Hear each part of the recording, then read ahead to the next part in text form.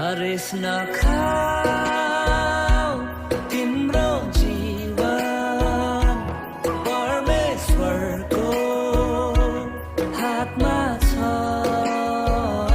तिम्रो सुदिनहरू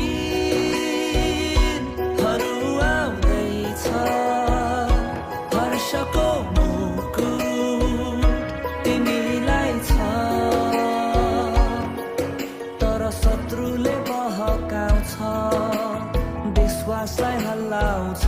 तिमी चाहिँ स्थिर रहनु क्रिस्टलाई हेर्नु